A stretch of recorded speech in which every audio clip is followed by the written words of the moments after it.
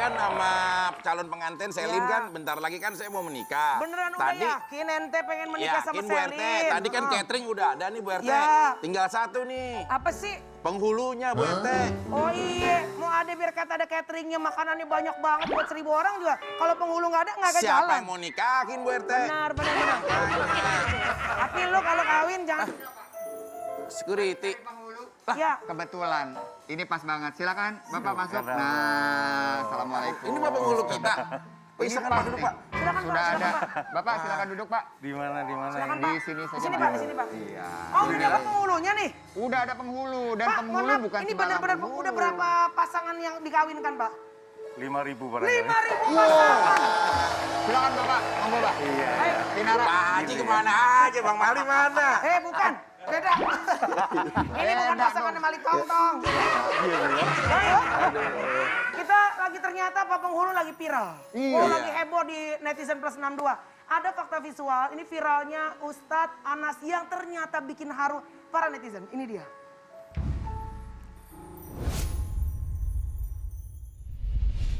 Yang ganteng, pingin kaya? Ingin. Waftah yadaumak, fa'ina mina memba'ur rizik. Sukalah membuka tangan ibumu. Karena di tangan ibumu ada sumber rezekimu.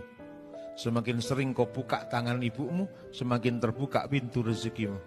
Semakin banyak dan sering kau beri ibumu, semakin banyak dan sering pula Allah berikan rezeki kepadamu. Kesimpulan, jangan bakhil kepada ibu bapakmu. Ibu kita sayangnya luar biasa. Dan tak akan pernah bisa digantikan dengan apapun. Mata kita belum bisa pandang, telinga belum bisa dengar, bibir belum bisa ucap berada di perut ibu. Tangan alus beliau karena sayangnya pegang perut dan berkata-kata, anakku pintar, anakku kaya, anakku bahagia, anakku sehat, surga tempatmu nak, manusia manapun belum ada yang berdoa untuk kita. Ibu kita sudah panjatkan itu demi kebahagiaan anak-anaknya. Indra langsung mewek tuh, Tat. Iya. Kalau udah ngomongin ibu, Maaf ya tuh. Ustadz kalau udah Kenapa, ngomongin Ndra? ibu. Iya. Indra tuh udah nggak bisa. Barangkali ada tisu untuk Indra. Gimana sih? Ini kenapa jadi saya yang Indra tisu? biasanya bukan pakai tisu, Tat. Pakai kanebo kering, dong. Tapi luar biasa sekali ya Ustadz Anas ini kalau sebelum pernikahan itu kan biasanya memang ada nasihat pernikahan ataupun Iya. tausiah pernikahan. Tapi sungguh luar biasa sekali bahwa jadi seorang pengantin laki-lakinya tuh saat diberikan ya nasihat tausiah seperti tadi tuh menggambarkan bahwa ini saya menitipkan harta yang paling berharga dari ibu ya Ustadz ya. Iya. Agar kita bisa menjaganya juga dengan baik. Iya. Ustadz senantiasa sering tuh memberikan nasihat pernikahan sebelum. Alhamdulillah semacam terpanggil saya itu mengingatkan. benar. Terpanggil. Betul. Saya anggap anak saya sendiri. Iya. Saya anggap murid, menantu dan lain-lain sehingga saya kepingin rumah tangga bahagia. Benar. Yang paling ingin saya sampaikan adalah itu. Kita tidak terlahir tiba-tiba kaya, tiba-tiba pinter, tiba-tiba ganteng, cantik. Tidak. Kita Berproses, ya. berawal dari sebuah, mohon maaf, kandungan ibu yang betul-betul dalam perhatian yang tidak pernah dikurangi. Belum lagi ayah. Ayah pun juga demikian. Ketika terdengar suara panggilan pertama, begitu. Ayah sudah berpikir bagaimana pendidikan, bagaimana kesehatan, sandang, pangan, papan. Berapapun kebutuhan anak, ayah tidak pernah mencatat. Berapapun dihabiskan anak, ayah tidak pernah menjumlah. Dan setelah menikah, ayah pun juga tidak minta ganti berapapun yang telah dihabiskan untuk anak-anaknya. Dari situlah saya ingin sekali kembalikan ini semua kepada orang tua. Sukses bukan karena semata-mata hebatnya cara kita berpikir, tapi karena ridhonya orang tua. Mohon maaf Ustadz, Vicky baru saja kehilangan sosok ayah. Beberapa hari yang lalu. 5 hari. Ya. 5 hari yang lalu tepatnya ayah tercinta dari Vicky meninggal dunia. Nasihat untuk kami, anak yang orang tuanya sudah tidak ada itu apa ya Ustadz? Terkadang tangan kita ini kosong, tapi tidak mampu kita angkat. Apa artinya? Doa. D-O-A, ini lebih berat dari gunung. Kok bisa begitu? Terkadang kita tidak mampu angkat. Ibu ya Allah, ayah ya Allah. Yang ada rezeki terus dia minta. Sukses terus dia minta. Loh, apa ini hidup kalau terus diisi dengan itu? Artinya dalam tanda petik kesombongan akan menghiasi kita. Tapi ketika ibu, bapak, insya Allah sukses kita terus terhiasi dan terbungkus dengan rendah hati. Mudah-mudahan begitu. Amin. Kepada saudaraku yang baru saja Allah memanggil orang tuanya, mudah-mudahan Allah ridho menerima amal ibadahnya Amin. dan memberikan maaf atas segala macam bentuk kekurangan. Amin. Aduh, Ustadz aku jadi berkaca-kaca. Iya. Makasih ya Tat, diingetin terima ya. kasih Itu bagus mengingatkan banget kami. tadi kadang-kadang dalam doa tuh kebanyakan minta rezeki doang sama Tuhan. Iya. Minta rezeki, minta terus, minta gitu. Walaupun tetap mendoakan orang tua, tapi saat kita mendoakan ayah ibu kita, ridhonya mereka, kita kayak nggak usah minta sama Tuhan juga. Tuhan sudah mendengar apa yang kita butuhkan gitu ya Tat. Itu ungkapan orang yang tinggi hati.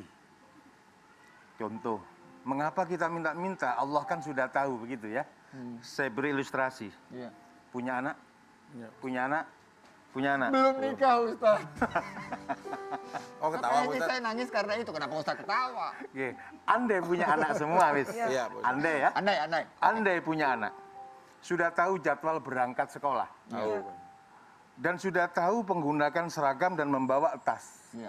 Lantas si anak tidak meminta, tidak pamit, bagaimana perasaan? Iya, Sakit sedih dong. hati kita, Sedih. sedih. Gitu ya? Pak Ustaz. Padahal orang tua sudah tahu, Sudah tahu. itu mau sekolah. Iya. Kenapa kita kecewa ketika dia tidak pamit? Iya. Kan Begitulah Allah SWT.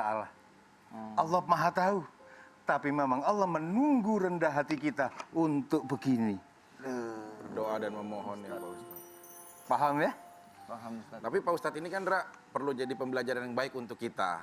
Ya kan, banyak sebelum orang menikah dan berkomitmen dalam berumah tangga, pasti akan mendengar nasihat pernikahan. Tapi dalam situasinya juga, pasti ada beberapa yang tidak mengenakan juga ya Pak Ustadz. Misalkan, dia dari wali nikahnya, terjadi seperti apa, atau juga keluarga yang tersinggung dengan perkataan dari calon pengantin dan lain-lain. Itu fakta-faktanya seperti apa tuh Pak Ustadz? Begini, sebagai penghulu, saya betul-betul mempelajari kiri, kanan, depan, belakang saya. Sebelum saya bicara. Iya. Sebelum saya masuk, saya sudah bisa membaca. Kira-kira berapa menit saya harus bicara. Benar. Materi apa yang akan saya sampaikan. Tidak semua orang menerima itu karena majelis nikah bukan untuk pengajian. Maka kita harus tahu. Tapi tidak salah toh kita memberi materi pengajian dengan cara-cara yang bisa diterima. Kalau mereka datang ke masjid, ke musola untuk niat pengajian, lumrah memang niatnya ngaji. Kita beri materi apapun terima. Tetapi kalau di majelis akad nikah, tidak semua punya tujuan itu. Sehingga harus hati-hati memberikan materi saat di depan semua. Apalagi dari unsur agama, unsur kepentingan, unsur repot. Nah, setelah ini ada apa dan bagaimana, maka pintar-pintarnya penghulu saya itu diperlukan. Tapi padahal kan kalau syiar mah boleh di mana aja kan Pak Ustadz. Iya. Namanya menyampaikan Tapi kan suatu yang... tempat harus hati-hati. Iya. Berarti Pak Ustadz melihat banget apa namanya siapa yang datang, Siapa yang datang? berapa lama durasi itu diperhatikan Setelah banget ini ya. mau ada apa, acara apa, butuh waktu berapa lama, hati-hati banget. Supaya yang baik ini tetap baik. Iya. Dan bicara soal tadi itu pintar-pintarnya penghulunya. Benar. Kalau Bapak Ustadz Anas ini nggak usah ditanya masalah kepintaran. Emang kenapa, Ndra? Beliau ini lagi ambil S3. Lagi ambil doktorat, betul ya Pak? Iya, Ya? gitu. Sedang iya. mengambil doktorat. Pendidikan Islam keagamaan. multikultural. Oh.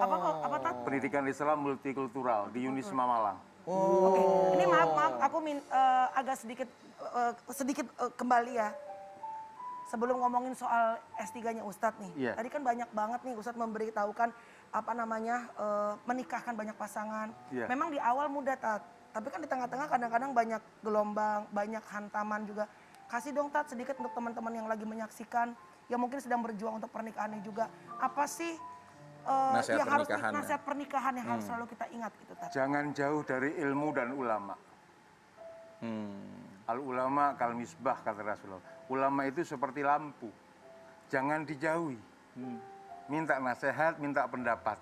Sehebat apapun kita minta nasihat seperti kepada ibu kita. Sebab ada istilah dari Ki Ronggo Warsito, ulama Jawa itu bilang begini lah. Sak bodo-bodone wong tuwa isih pinter. Barangkali kita pendidikan kita lebih tinggi dari orang tua. Iya. Tapi jangan tinggalkan orang tua. Iya. Sak bodoh-bodohnya orang tua, masih lebih pintar. Iya. Kan begitu ya? Iya. Dari situlah dekat ulama, dekat ilmu. Insya Allah kekurangan kita, salah kita belum sampai jauh lebih jalannya, sudah ada yang mengingatkan dan kita selamat insya Allah. Baik ya, semoga bisa menjadi pelajaran untuk pasangan-pasangan kita nih. Dan nggak hanya yang bikin haru aja, Ustadz Anas ini juga terkenal lucu loh. Ya, humoris loh beliau ini. Masa, Ndra? Ada fakta visualnya. Mana, Ndra? Kita lihat, ini dia. Wah, lucu ya, Pak Ustadz. Apa yang kau lakukan untuk nyenengno suamimu? Melayani. Melayani. Lapo, melayani opo? Melayani opo? Apa nduk? Semuanya, Pak. Sembarang kalir. Sembarang kalir. Iya. Ngono genteng bocor barang ngono. Ndak begitu anakku. Istri solihah jawabannya kak sembarang kalir. Situk tapi mantap. Taat, mentaati. Calon mertuamu terhadap calon istrimu tidak pernah marah-marah beliau kepada putrinya, tidak pernah meninggalkan sayang, memutus sayang kepada putrinya. Dalam beberapa hitungan menit, sayangnya ibu dan bapaknya akan diminta kau sambung, kau teruskan. Pertanyaannya, sanggup anakku? Sanggup. Hati-hati. Ustadz, kenapa kalau kami lihat ya video-video yang viral ya dari Ustadz Anas ini, bahwa selalu juga di tengah-tengah memberikan satu nasihat, sesuatu yang sangat serius, tapi tersempil humor juga, itu kenapa Ustadz? Pernikahan itu sesuatu yang menyenangkan. Benar. Pernikahan sesuatu yang menyenangkan. Iya. Nah, maka buat yang menyenangkan pula. Iya benar. Tapi tadi itu yang apa? Ada yang dinikahin sama Pak Ustadz. Pak Ustadz tuh pernikahan Pak Ustadz. Kalau berbicara sama suami itu nggak boleh keras. Iya. Alhamdulillah Pak Ustadz, istri saya kalau minta uang belanja beda sama istri-istri yang lain. Ini keren. Istri saya nggak pernah marah-marah kalau minta uang belanja. Nggak pernah maksa. Nggak pernah maksa, nggak pernah marah-marah, pelan bicaranya. Bagus dong. Cuma ngomongnya di depan telinga kita, uang belanja gitu, uang belanja. Sama juga. Sama aja ya. Nggak kenceng tapi di pinggir sini Iya, ya. Iya, gimana dong? Tapi Pak Ustadz, Ustadz, ini pertanyaan dari Nah. netizen dan juga seperti mewakili banyak juga pertanyaan dari host-host. betul. Iya. Gimana Pertanyaannya begini. caranya kita yang udah usianya nggak muda-muda ini lagi, tapi suka masih banyak bandelnya, ya, bisa memenangkan hati orang tuanya pasangan supaya dapat restu pernikahannya. Sebelum menikah kita kan ada berjuang ya, maksudnya teman saya ini. Jadi kita bagaimana caranya dapat restu dari calon mertua kita nih Pak Ustadz? Wah ketawa ya Pak Ustadz ya. Enak ya ini ya. Rasulullah itu mengajarkan kita namanya khitbah. Khitbah itu lamaran. Lamaran itu perkenalan. Dan saat masa perkenalan itulah bagaimana kita membuat orang tua senang dengan kita. Lamaran bukan berarti karena hanya dekat-dekat saja, tidak. Tapi memberikan kepastian bahwasanya Bapak, Ibu, saya siap untuk membuat putri ibu menjadi istri yang baik, anak yang baik, dan seterusnya. Artinya ada masa di dalam lamaran itulah untuk meyakinkan bahwasanya bagaimana ibu dan bapak kita senang dan bisa menerima kita. Tentang bagaimana metode menyenangkan, nah, kan macam-macam. Kalau mertua kita materialis, kasihlah suka-suka yang materialis. Ada juga ya Ustadz. Jadi paringi pasir, Iya, sesuai batu dengan bata gitu ya. karena suka sesuai material. dengan karakteristik beliau. Kalau dia sukanya suka ngaji-ngaji, dikir-dikir, maka masalah kita orang yang insya Allah gitu. Tapi istri saya tuh dulu Ndra, Sesuai alhamdulillah keadaan. saya ke mertua saya nih nggak mau apa-apa dia. Jadi saat melamar permintaannya cuma satu Pak Ustadz. Apa tuh? Hafalkan surat Ar-Rahman gitu dan bacakan di pernikahan gitu. Waalaikumsalam. Sewu, Pak Ustadz, ini Mbak Inu Ada monggo loh. ini Pak Ustadz ini mau nikah lagi ya? Bukan. Saya sama Adam Susena aja udah cukup, alhamdulillah. Oh. Pak Ustadz saya mau tanya Iya. nih ya, ini kalau misalkan nih ya, kalau namanya juga suami istri itu kan masih pasti memberikan hak dan kewajiban. Nah, kalau suami memberikan uang gaji lah, pokoknya duit lah, gitu kepada istri itu uang istri. Tapi kalau uang istri itu uang sendiri gitu, gimana sih maksudnya Pak Ustadz? Apa benar uang suami adalah uang istri, tapi kalau uang istri itu Bunda adalah Ratu, duitku sendiri Jeng gitu Ino, loh? mohon maaf, ini kita pertanyaan mewakili netizen, bukan curhatan pribadi ya. Soalnya banyak Ustaz yang kayak gitu Ustaz. Jangan Ya, gitu dong. Iya, Iya. Ini Kayak gitu mewakili tolong banyak dijelaskan, Pak masyarakat. Ustadz. Benar, Pak Ustadz. Jadi prinsipnya tuh bilangnya gitu. Nah, Uang itu- suami adalah uang istri. Oke. Uang Uang istri? istri, uang istri. Iya, Suami kalau nggak bahasa dapet tuh, pas Jawanya, suami nggak dapet. duit, kalau bahasa Jawanya itu ya, duitnya bojo, gutekku dewe. Ya, udah jadi lagu dah tuh. Ya. Bagaimana nih Pak Udah Ustadz nih. menyikapi tadi Pak Ustadz? Silakan Jawab Pak ya. Ustadz. Iya. Ya. Memahami kepemilikan jangan satu persatu atau cuil secuil. Benar. Saya ulangi, memahami sesuatu kepemilikan jangan satu persatu atau cuil secuil. Ketika seorang laki-laki berkata, saya terima nikah. Iya. Seorang A binti B dengan mas kawin C. Iya. Ini dunia akhirat dia tanggung jawab, maka semua milik dia. Jangankan untuk urusan pahala, dosa pun dia bertanggung jawab. Dosanya istri, dosanya anak, dia tanggung jawab. Apalagi urusan uang. Iya. Adapun seorang istri, apa betul Pak, kalau uangnya suami itu juga haknya istri, tapi kalau uangnya istri haknya Istri aja. haknya nggak ikut-ikut haknya suami. Ini kan istri yang sedang kedonyan. Pelit ngono ta? Iya. Oh. Ketika tanggung jawab diserahkan kepada seorang suami, Benar. tapi ketika seneng-senengnya dia, itu kan bonusku lah ngono.